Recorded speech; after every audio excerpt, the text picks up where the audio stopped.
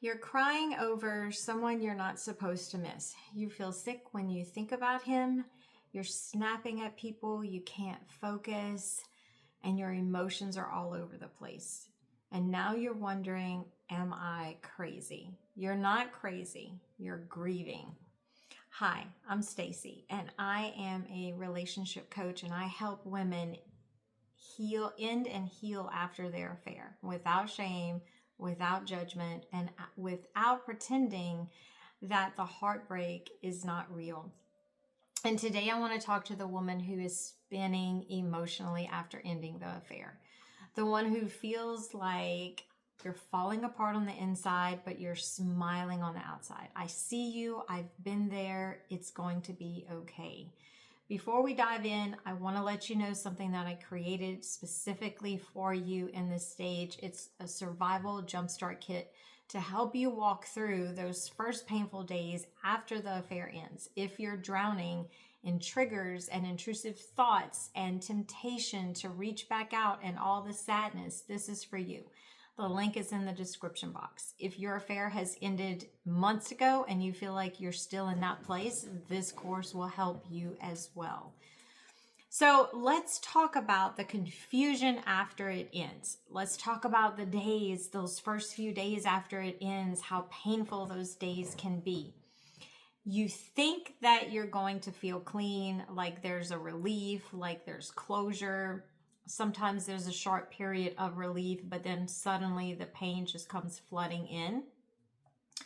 But instead, you feel like someone died. You can't sleep. You keep checking your phone. You're tempted to reach out to make the pain stop. I know I did. It was consistently all the time. I became obsessed with it. I just wanted the pain to go away.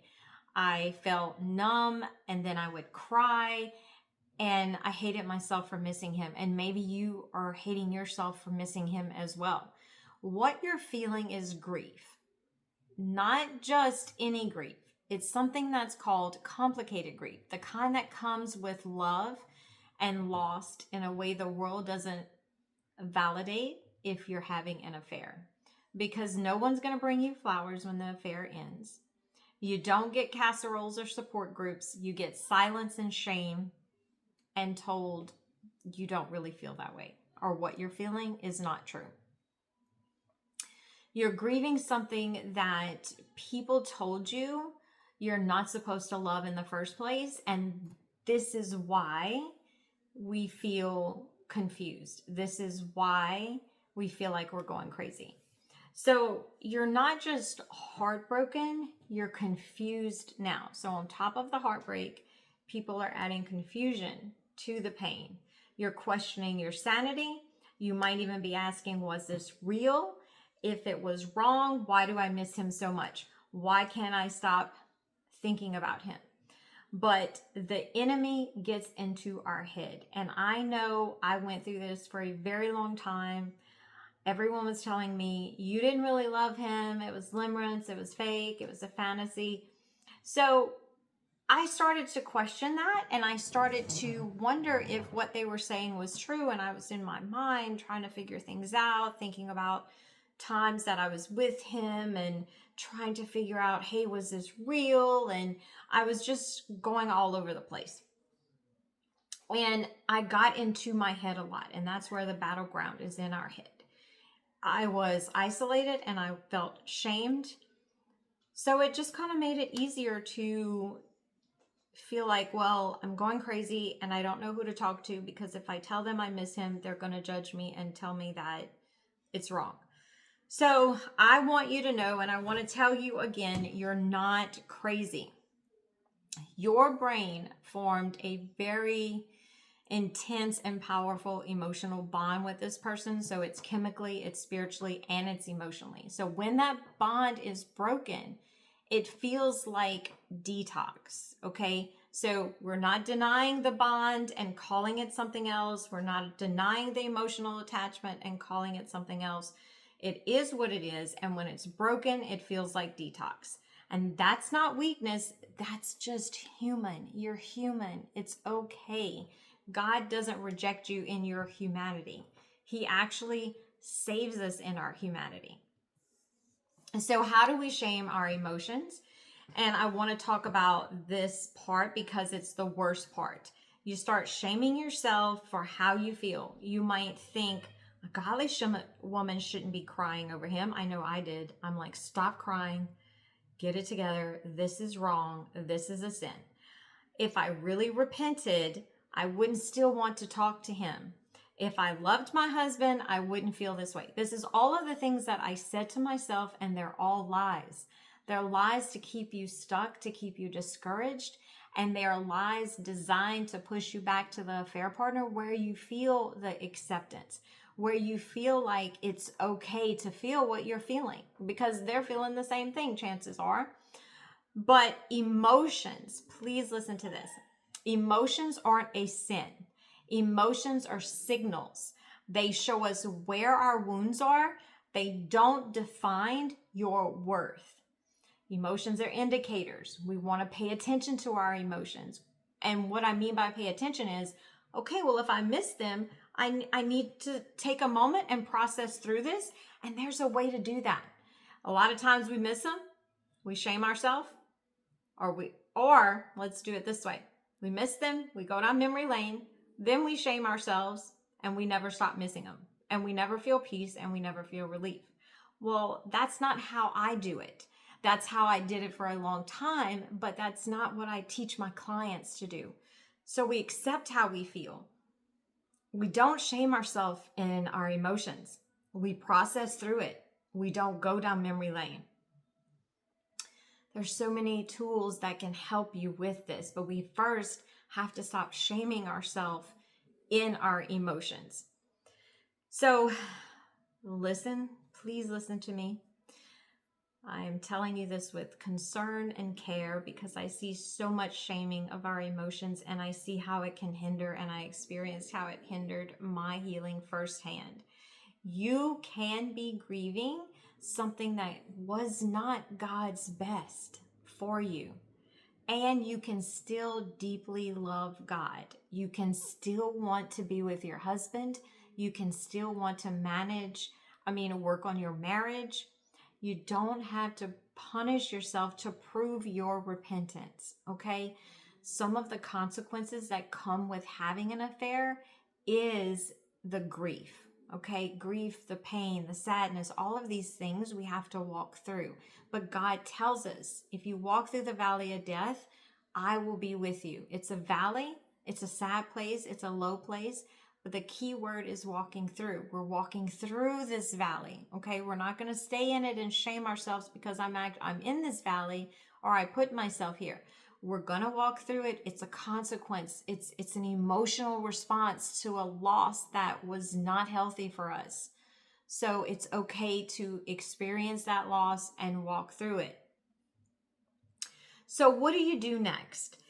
If you are in this place, how do you deal with triggers? How do you deal with thoughts, waves of sadness that come out of nowhere? How do I deal with missing him, which is huge? That's what I walk you through in my one-on-one coaching. And that is what I walk you through in the Survival Jumpstart Kit. Because no one hands us a manual when the affair ends. But in this course, I'm going to help guide you through the mental chaos, okay? So my program that I take my clients through is 3 months long. This course is your first step. I want you to think about it like that. This is your first step. This is something to help create relief almost immediately. It's to help get you going, give you some strategies, because triggers, intrusive thoughts, obsessive thinking, all of those things are so painful, so real in the beginning. So we need something tangible that can help us get through that. That's what this course is for. It's going to help you learn how to break the emotional obsession.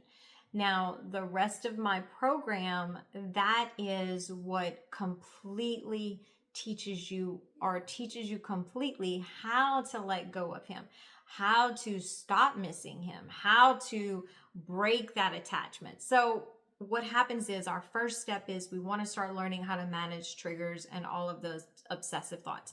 We want to be able to get that under control so that we can learn how to emotionally detach from them, so that we have a plan in place that's going to actually help prevent us from a relapse. So that's where coaching comes in at. That's where our one-on-ones come in at, is to show you how to prevent relapse, help you stop thinking about them, help you stop loving them even, help you get to a place where you're peaceful and you feel like they're not occupying all the space in your mind and you're more present. You just feel like you're gaining your life back. But this survival kit, this is your first step. This is something we want to work on, is getting these things under control so that our emotions calm down and our logical brain can take over and we can start learning how to really heal and let go. But here's the truth about this journey. It's not just about tools. It's about walking with someone who gets it, that's not going to shame you, that's not going to judge you, and I'm here for you. I will not judge you. I'm patient with you. You don't have to hurry. Everyone heals at their own rate, heals at their own pace. I'm walking with you one step at a time. If you are working with me, you have access to text me in between our sessions, because I know how hard this is and I don't want you to feel like you have to do this alone, because in isolation and silence, there can't be healing. But when we come out and we walk with someone, that's where healing begins. So if this video is hitting home, you relate to it, you're feeling the tug, you really want to get free, check my schedule down below. I left a link to my calendar to sign up for a 30-minute consultation. I left the link to the Jumpstart Kit down below. There's a link to my website as well. Please remember, you don't have to do this alone. I'm here for you. You're not crazy. You're not too far gone, and you're not unworthy of healing. You're just grieving. And grief is a natural part of the healing process. So you don't need to rush it. You don't need to shame it. You just need to start. And one way we start grieving and prevent ourselves from going into complicated grief is by accepting how we feel and not shaming ourselves into confusion and shutting out voices that can't really heal us. I hope you found this helpful. If you have any questions, let me know. Give this video a thumbs up, share it with someone, click subscribe so you don't miss another video. All the links you need is in the description box, and I'll see you in the next video. Have a great day. Bye.